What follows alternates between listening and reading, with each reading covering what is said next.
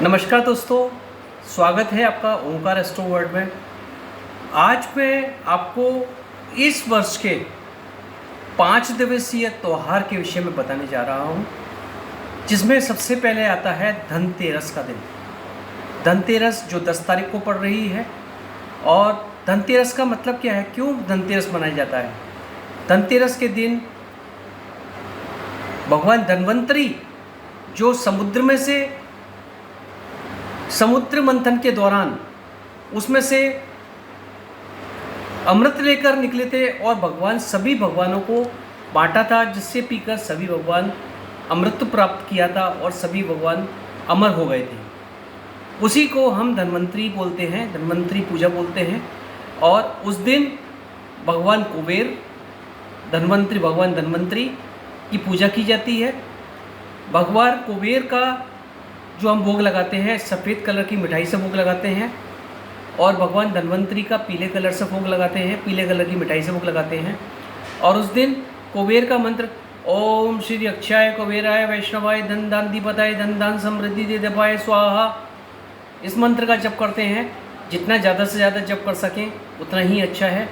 धन्वंतरी भगवान की पूजा करते हैं और साथ ही साथ माता लक्ष्मी और गणपति दादा का भी पूजा करते हैं, उनका भी भोग लगाते हैं, उनकी सफ़ेद कलर की मिठाई से भोग लगाते हैं। लेकिन माता लक्ष्मी को हमेशा लाल कलर बहुत प्रिय है। लाल कलर के फूल माता लक्ष्मी को चढ़ाएं, और भगवान गणपति को पीले कलर या सफ़ेद कलर के फूल बहुत प्रिय हैं, तो पीले कलर का फूल चढ़ाएं, दूर्वा चढ़ाएं और भगवान दादा का पूजा करें। ये और साथ ही साथ आपके घर पर जो भी कैश या आभूषण रखा है उसका भी आप पूजा करें, वो भी आपके लिए बहुत शुभ होगा।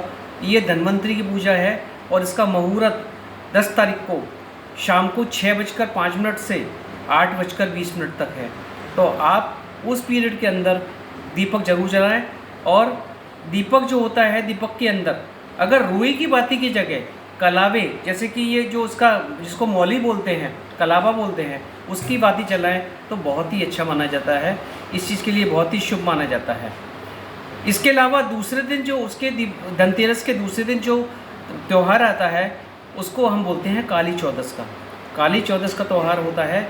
उस दिन हमको हमारे घर पर हमारी फैक्ट्री के अंदर जितनी भी मशीनरीज होती हैं उन मशीनरियों को पूजा की जाती है, जिससे कि पूरे साल भर वो सुचारू रूप से चलती रहें, उनकी पूजा की जाती है। और उसके साथ साथ हम जो भी तंत्र मंत्र से लगती जो भी ऋषि मुनि होते हैं वो पूजा करते हैं, उसको काली चौदस का दिन बोलते हैं। उस दिन हम अपने व्हीकल्स, हमारे वाहन जो होते हैं, हमारी कार होती है, हमारा स्कूटर होता है, उसकी भी पूजा करते हैं और उस पर भी फूल लगाते हैं। ये हमारा एक सौभाग्य है कि हम ये पूजा करते हैं। और उसके दूसरे दिन दिवाली का पूजन आता है। दिवाली का पूजन, दीपावली का पूजन, माता लक्ष्मी का पूजन। उस दिन माता लक्ष्मी क्षीर सागर से उत्पन्न हुई थी, इसलिए हम उस दिन भगवान माता लक्ष्मी का पूजा की जाती है। और माता लक्ष्मी की पूजा के लिए हमको माता लक्ष्मी की प्रतिभा के साथ साथ भगवान गणपति की प्रतिभा और साथ साथ माता सरस्वती की पूजा, क्योंकि सरस्वती है तो माँ लक्ष्मी है। सरस्वती के बिना, ज्ञान के बिना लक्ष्मी अधूरी है। लक्ष्मी आएगी लेकिन वो चली जाएगी, लेकिन जहाँ ज्ञान होगा तो हम उस लक्ष्मी को 4 गुना, 5 गुना, 10 गुना कर सकते हैं।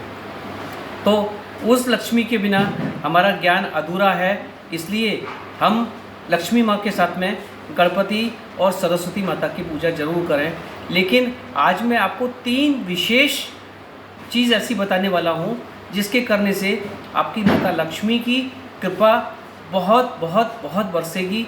उसके लिए पहला जो है, इसको हम बोलते हैं एकाक्षी नारियल। एकाक्षी नारियल क्या होता है? श्री यंत्र बोलते हैं इसको बोलते हैं श्रीफल बोलते हैं। नारियल को हम बोलते हैं श्रीफल। श्री माने माता लक्ष्मी और उनका फल यानी कि फल, श्रीफल बोलते हैं।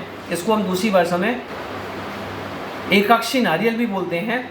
एकाक्षी नारियल का विशेष रूप क्या होता है? जैसे और नारियल होते हैं, उन नारियलों के अंदर 3 आँख होती है, जिसमें 2 आँख होती है, 1 मुंह होता है। इस नारियल के अंदर विशेषतः 2 ही आँखें होती हैं, एक इसमें आँख होती है, एक मुंह होता है। इसको एकाक्षी नारियल बोलते हैं। और नारियलों के अंदर ये दो धारियाँ होती है, एक धारी ऐसे होती है और एक धारी इस टाइप से होती है। इस नारियल के अंदर एक ही धारी होती है। ये एक विशेष रूप का नारियल होता है और इसके अंदर ये 10,000 नारियलों में से एक नारियल विशेष माना जाता है।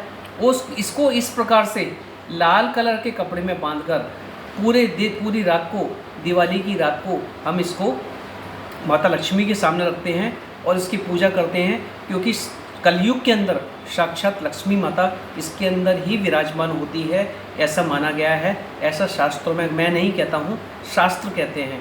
एकाक्षी नारियल भगवान लक्ष्मी का इस कलयुग में साक्षात रूप है। तो इसको पूजा करने के बाद में दूसरे दिन हमारे धन स्थान पर रखना चाहिए। इसके बाद में दूसरा एक फल जिसको मैं आपको दिखाने जा रहा हूँ, ये है श्री यंत्र। श्री माने, जैसा कि मैंने आपको पहले बताया, श्री बोलते हैं माता लक्ष्मी को, श्री माता का लक्ष्मी का नाम है। तो ये श्री यंत्र है, श्री माता लक्ष्मी का यंत्र। इस यंत्र को सिद्ध करने से माता लक्ष्मी साक्षात आपके घर पर आती है। इस यंत्र को श्री यंत्र बोलते हैं।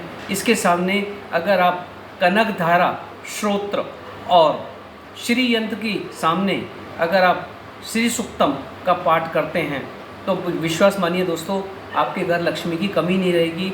आपका कोई भी लोन ऐसा नहीं होगा जो भरपाई ना हो पाए। और इसको आपको रोज़ अपने मंदिर के स्थान में रखना चाहिए और ये इसको आप अपने धन स्थान के अंदर भी रख सकते हैं। ये दक्षिणावर्ती शंख है। ये शंख दो होते हैं, बजाने वाला शंख और ये एक शंख जो होता है। इस शंख के अंदर स्पेशली ये शंख माता लक्ष्मी का भाई माना जाता है। इस शंख के अंदर अगर हम जल भरकर इसको हम श्री यंत्र के ऊपर अगर हम पूजा करते हैं तो माता लक्ष्मी बहुत प्रसन्न होती हैं। जैसे कि हमको हमारी मनचाही मुराद मिल जाती है, हमको मनचाही गाड़ी मिल जाती है तो हम खुश हो जाते हैं। ऐसे ही माता लक्ष्मी को जब हम इस शंख से अभिषेक करते हैं तो माता लक्ष्मी बहुत प्रसन्न हो जाती है। शंख भरने के लिए इसके अंदर जल भी ले सकते हैं, इसके अंदर पंचामृत भी ले सकते हैं और शिरडी का यानी कि गन्ने का रस भी ले सकते हैं और उसको फिर प्रसाद के रूप में ग्रहण कर सकते हैं। उसको किसी भी वृक्ष के नीचे अर्पित कर सकते हैं। तो ये ज़रूर करें और स्पेशली हर शुक्रवार को, दिवाली पर तो ही करें, लेकिन साथ में हर शुक्रवार को भी इस चीज़ को अवश्य करें, क्योंकि ये बहुत ज़रूरी है और ये आपके घर में धन, वृद्धि, सौभाग्य, सुख, समृद्धि, शांति हर चीज़ को लेने वाला है। इसके अंदर और आपको एक प्रयोग बताऊं इसके अंदर कि अगर ये शंख जो होता है इसको आप पूजा के स्थान में रखें और ये जो स्थान है इसको आप अपनी तरफ रखें और ये जो इसका जो ये इसका है ये हिस्सा आप भगवान की तरफ रखें। इसके अंदर रोज़ जल भरें। जल की जगह अगर आपके घर सपोज़ गंगा जल अवेलेबल हो जाता है तो बहुत ही शुद्ध बात है, नहीं तो जल भरकर 2 बूंद अगर गंगा जल की डालते हैं इसके अंदर तो और भी शुद्ध माना जाता है। और उस गंगा जल को रोज़ ये इसके अंदर जो भी जल रखा जाता है वो गंगा जल से भी ज़्यादा पवित्र हो जाता है। उस जल को हम रोज़ अपने आँखों पर लगाएं, माथे पर लगाएं और अपने सभी जगह लगाने के बाद में उसको जितने भी घर के सदस्य हैं सभी जगह शंख के जल को लगाएं और बाकी जो बचा हुआ जल है उसको घर के सभी स्थानों में वितरित कर दें तो हमारे घर की नकारात्मक ऊर्जा समाप्त हो जाती है। और उसके अंदर फिर दूसरा जल भर दें और इसको फिर उठाकर हम फिर मंदिर में रख दें और दूसरे दिन फिर इस टाइप से करें। इस टाइप से 365 दिन हमको ये करना है और ये करने से हमारे घर के अंदर जितनी भी नकारात्मक ऊर्जा है सभी नकारात्मक ऊर्जा समाप्त हो जाएगी और पॉजिटिव एनर्जी आ जाएगी। माता लक्ष्मी का निवास होगा, माता लक्ष्मी आशीर्वाद देंगी, क्योंकि ये तीनों चीज़ें लक्ष्मी माता को बहुत प्रिय है। और मैं तो कहता हूँ हर हिंदू सनातन धर्म के अंदर ये 5 चीज़ें अवश्य होनी चाहिए।